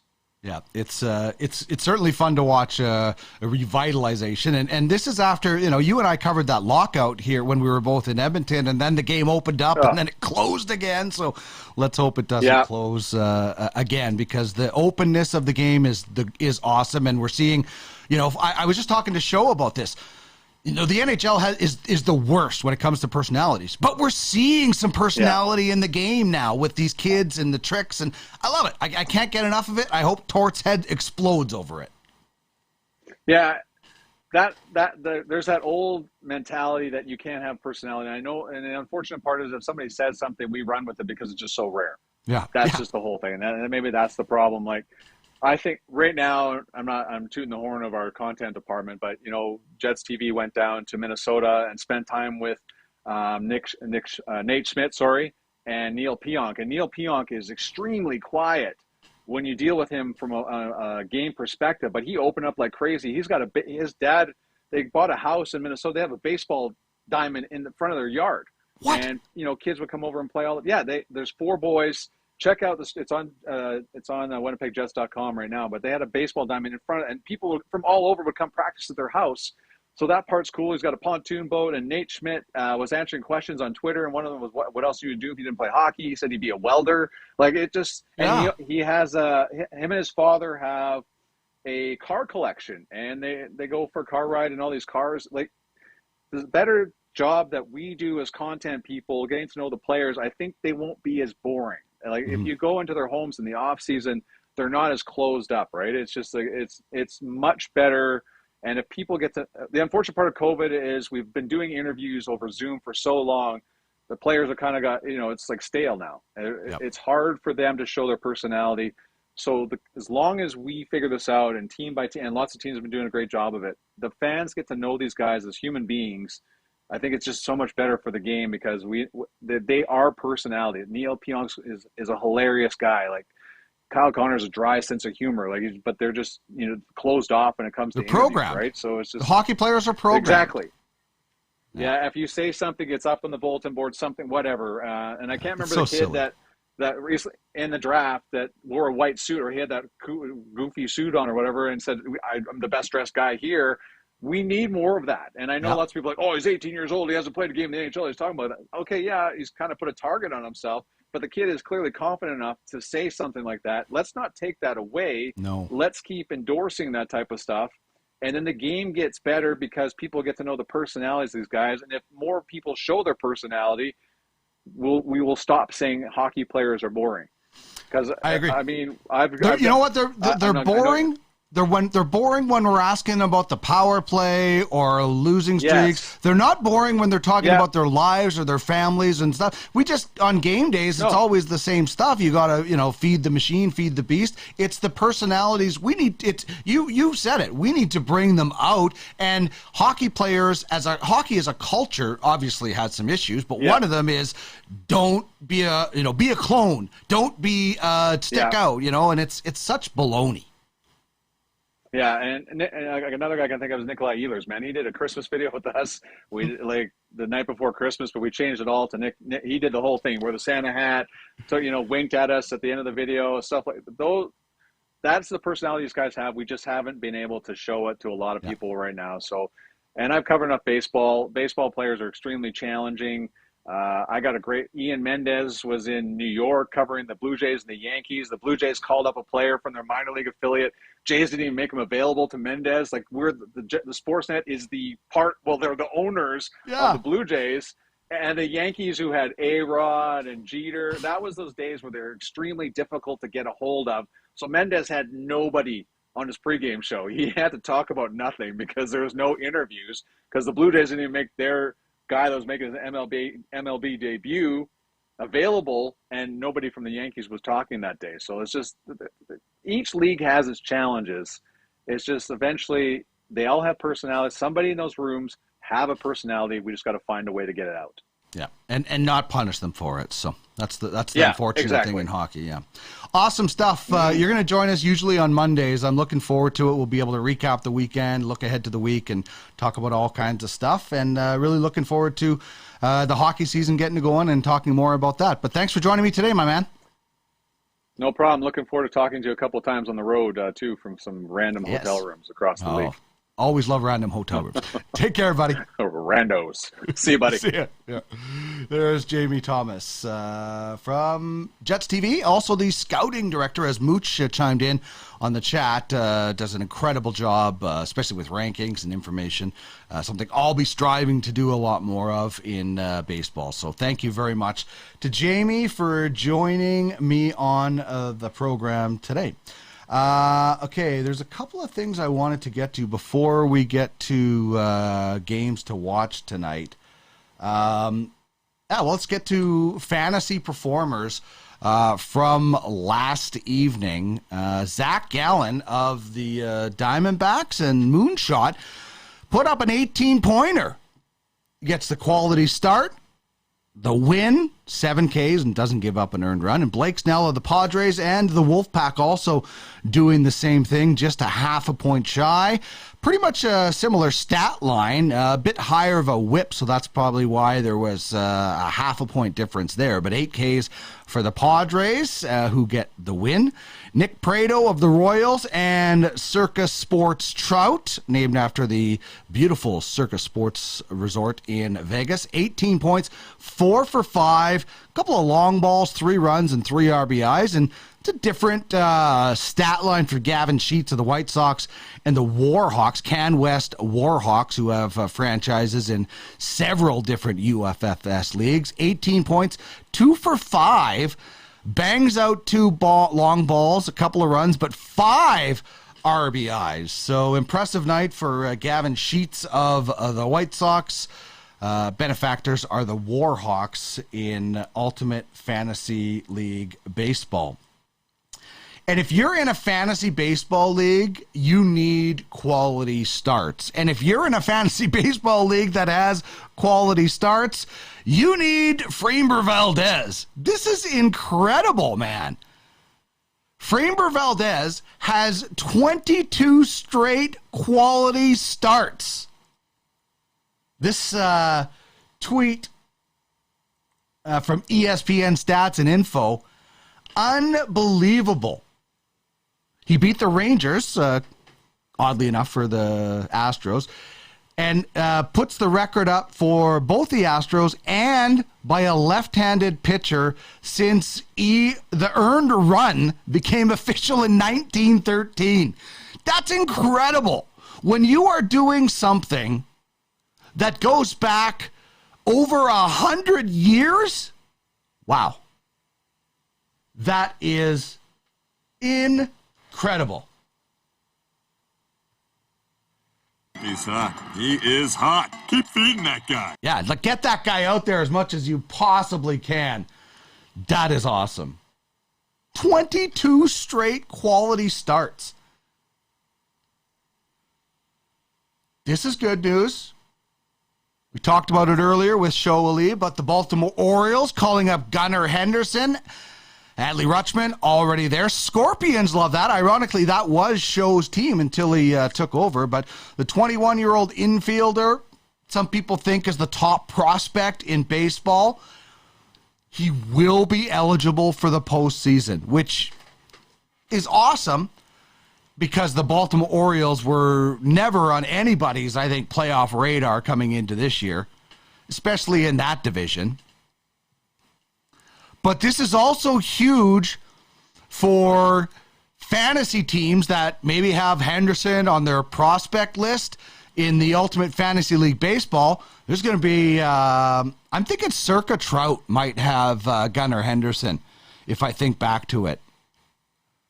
Not 100% sure, but, even if Circa Trout isn't going to make the playoffs and they have Gunnar Henderson, he might be selected. He will be selected in the playoff draft as the Baltimore Orioles make it because our seasons go right in to the postseason. So that's quite interesting for fantasy owners of Gunnar Henderson, locked and loaded for the Baltimore Orioles this year.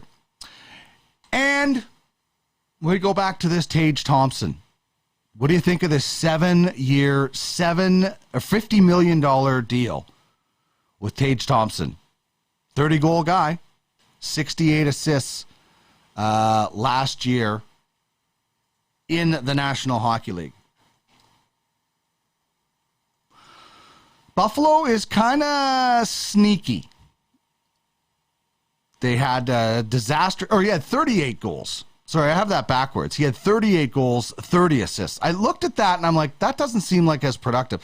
Sorry, I apologize. That should be 38 goals, 30 assists for 68 points. Dynamite season for Tage Thompson, and he gets a $7 million deal for it. So, pretty impressive stuff. That is going to wrap things up for today's show. As for games to watch tonight, well, we definitely don't need that. We don't need that shot up there. Let's try this one. I'm going to be checking out the U.S. Open. Serena Williams back in action at possibly her farewell performance. I have to think she's probably going to win, but I will definitely be tuning in to the U.S. Open to check out what Serena is going to do. The Orioles and the Guardians, they're just about to get started. And the Padres right now leading the Giants 5-1. I'll also be checking out the Paul Goldschmidt watch to see if he can continue his chase for the Triple Crown. And Jacob deGrom for the Mets is always fun to watch. He'll take on Ty Anderson, 13-win Ty Anderson and the Dodgers tonight. Who am I kidding? That will be what I'll be watching along with Serena Williams. And I'm sure my wife Trish will have some Big Brother episodes that she'll be watching on the other TV in our living room. Thank you so much for joining us on the show today. Sho Alli was our guest, as was Jamie Thomas. You can catch any of the shows that you missed in podcast form, wherever you get your podcasts for audio, or you can also find them on YouTube. Search both places for Ultimate Fantasy Sports Network. Thank you so much for joining us today. Have yourself a wonderful rest of your Wednesday. We're back again tomorrow, 4 p.m. Eastern to 6 p.m. Eastern, right here on Ultimate Fantasy Sports Network. See you later. Thanks now.